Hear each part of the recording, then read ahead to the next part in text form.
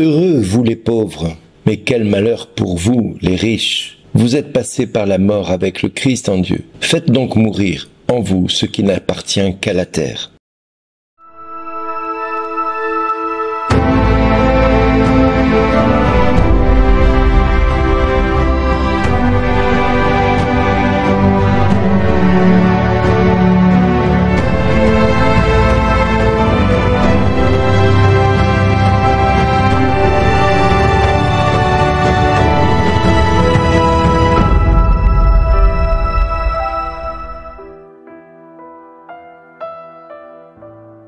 Bonjour les amis, Jésus aujourd'hui veut nous montrer deux chemins.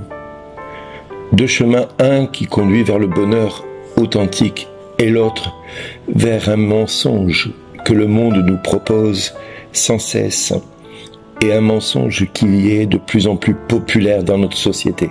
Au moment où nous discutons, la dette de notre pays est de 3 400 milliards d'euros de dette. D'un autre côté, l'épargne des Français est de 3 000 milliards. Dans le même temps, vous avez une dette et dans l'autre temps, vous avez une fortune amassée par les Français. Une fortune qui, aujourd'hui, reste stérile. Une fortune qui ne sert que les ambitions des personnes qui les ont constituées. Les deux chemins que Jésus nous propose, c'est d'un côté la pauvreté et de l'autre côté la richesse. Sont-ils incompatibles? Sont-ils tous deux aussi différents l'un que l'autre? Ou tous deux peuvent-ils nous conduire vers le royaume de Dieu? Parce que l'enjeu est bien là. Bienheureux les pauvres, parce que le royaume de Dieu vous appartient. Cette béatitude est à la base de toutes les autres, puisqu'un pauvre, de par nature, du fait qu'il est pauvre, sera peut-être capable plus facilement de recevoir le royaume de Dieu comme un don. Celui qui est pauvre pourra sous-peser en lui ce qui doit être plus important pour lui et surtout de quoi il doit vraiment avoir faim et soif. Est-ce des biens matériels? Est-ce la parole de Dieu?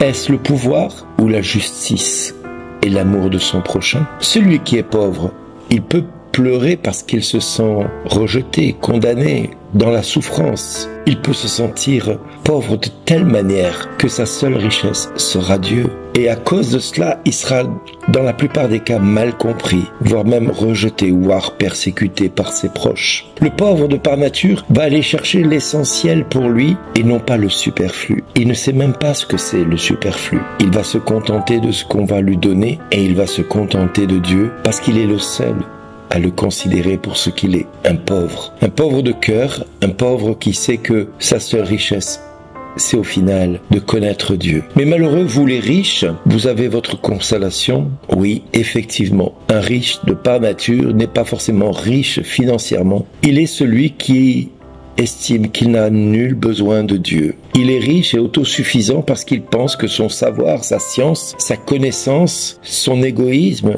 son individualisme lui suffisent amplement pour exister. Et il n'a nul besoin de Dieu, ni même du royaume de Dieu pour vivre. Il amasse le pouvoir, il amasse les richesses, il amasse l'orgueil, il amasse l'indifférence, il amasse tout ce qui peut l'éloigner quelque part de Dieu. Alors les richesses matérielles ne sont pas forcément un problème si le riche possédant des richesses matérielles les met au service de ses prochains, des hommes et des femmes de ce monde. Et vous avez des riches qui sont capables de ne pas être attachés à leurs richesses matérielles, mais qui ont un cœur pour les autres. Un cœur pour chercher la véracité de ce qui est faux. Un riche n'est pas forcément mauvais en soi. Un riche ignore simplement que Dieu l'aime. La pauvreté de son cœur est un fait comme si, dans son cœur, il ne connaissait pas cette immensité que Dieu veut être pour lui. Alors, il n'hésiterait pas à vendre même la plus petite chose qui lui appartient pour s'emparer de cela, parce qu'il sait pertinemment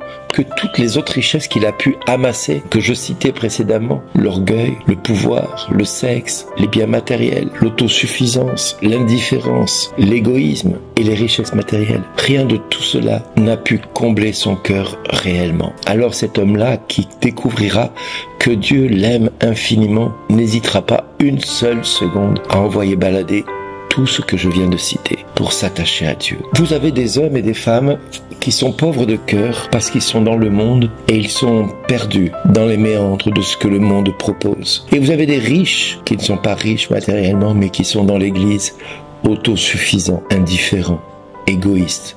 hypocrites. C'est les pharisiens, les scribes, mais c'est chacun de nous aussi qui par moments pensons d'abord à notre petit bonheur à nous plutôt que d'essayer de se convertir et de chercher Dieu en esprit et en vérité. Chers amis, je nous invite à prier pour que le Seigneur éclaire dans notre vie ce qui a lieu d'être éclairé. Parce que si dans la lettre de Paul aux Colossiens au chapitre 3, versets 1 à 11, il nous dit « Faites donc mourir en vous ce qui n'appartient qu'à la terre, la débauche, l'impureté, les passions, les désirs mauvais et cette soif de posséder. » qui est une idolâtrie. Voilà ce qui va provoquer la colère de Dieu sur chacun de vous, contre ceux qui lui désobéissent. Voilà quelle a été votre conduite d'autrefois, lorsque vous étiez et que vous viviez dans ces désordres.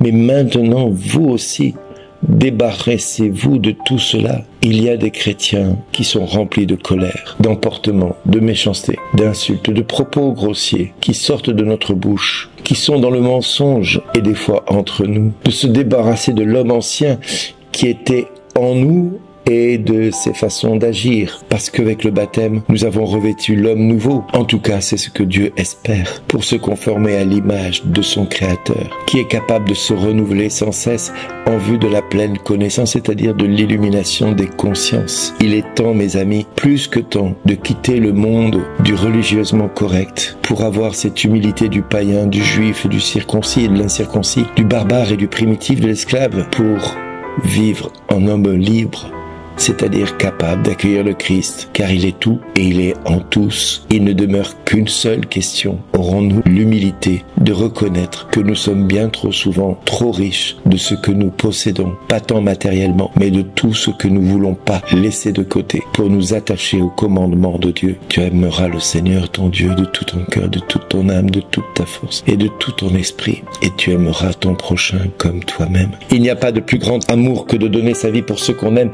Il n'y a pas de plus grand don que de renoncer à ce que nous sommes pour nous attacher à ce que Dieu veut que nous soyons attachés. Il n'y a pas de plus grand amour manifesté pour Jésus-Christ que celui qui va, dans un élan de cœur et de bonté généreuse, renoncer à tout ce qu'il possède pour s'attacher à Dieu, pour chercher le royaume de Dieu et sa justice. Et il sait que tout le reste lui sera donné par surcroît. Mais d'abord, il va devoir laisser de côté tout ce qui fait partie de l'homme ancien, tout ce qui est proposé par le monde de manière inlassable, incessante, afin de s'attacher au commandement de Dieu. Mon ami, aujourd'hui, je t'invite à regarder ta vie. Je t'invite à renoncer, pour une fois, à ton orgueil de penser que tu vas pouvoir t'en sortir tout seul avec tes petits bras musclés. Je t'invite peut-être à faire preuve d'humilité pour une fois et de dire « je n'y arrive pas ». Je n'y arrive plus, je n'en peux plus, j'ai besoin de toi, Seigneur. J'ai été trop riche dans tout ce que je pensais faire sans toi. Aujourd'hui, je vais bâtir ma vie avec toi. J'ai été riche de mon orgueil, de mon égoïsme, de mon indifférence. J'ai été riche de tout ce qui faisait que, au fil du temps, tu es passé aux oubliettes de ma vie. Seigneur, je fais cette prière en ce jour, que tous les hommes de cette terre qui vont entendre ces 7 minutes puissent te dire, tu seras désormais dans ma vie le premier servi. Je te chercherai nuit et jour. Je chercherai à connaître ton cœur. Je chercherai à te connaître, toi l'unique Seigneur, toi celui qui a été capable de changer mes larmes en joie, mes inquiétudes en paix, mes tristesses en bonheur, mes sentiments de rejet en accueil du prochain que tu vas mettre sur ma route. Oui, voilà le véritable bonheur dans ce monde qui est de chercher le royaume de Dieu et sa justice. Et je sais, Seigneur, une chose, parce que je suis pauvre de ce royaume et de sa justice, que tu vas me donner tout ce dont j'aurai besoin à partir de ce jour pour que ce royaume et cette justice s'établissent dans ma vie comme une réalité totalement spirituelle et naturelle. Oui, Père, je te remercie de faire grandir en moi ce souci de ton royaume et de ta justice. Je sais que tu me donneras bien plus en te suivant qu'en te fuyant. Je sais que dans mes croyances d'aujourd'hui, elles m'ont toutes éloigné de toi. Alors je renonce à toutes mes idoles de croyances que je peux me débrouiller de ma vie tout seul, sans toi, parce que mes parents ont fait comme ceci, parce que mes parents ont fait comme cela, je t'ai rejeté en bloc. Il n'est pas question que je perde le contrôle. Voilà ce que je me disais jusqu'à maintenant. Aujourd'hui, je me mets à genoux devant toi et je m'incline et je reconnais que tu es le seul Seigneur de ma vie, le seul qui puisse me donner le bonheur que je recherche depuis tant d'années. Et je m'attends à le vivre avec toi pour ta plus grande gloire, mais pour mon plus grand bonheur. Merci Père, dans le nom de Jésus, de t'associer à tout ce que je je te demande maintenant est de m'accorder tout ce que mon cœur et mon corps aspirent à vivre en ta présence et que je puisse te découvrir en esprit et en vérité, que tu me dises tous les jours à moi, ton enfant. Merci d'exister. Il est là le bonheur que je cherche, d'exister pour toi, comme pour moi, comme pour mes frères. Merci Seigneur Jésus. Gloire à toi.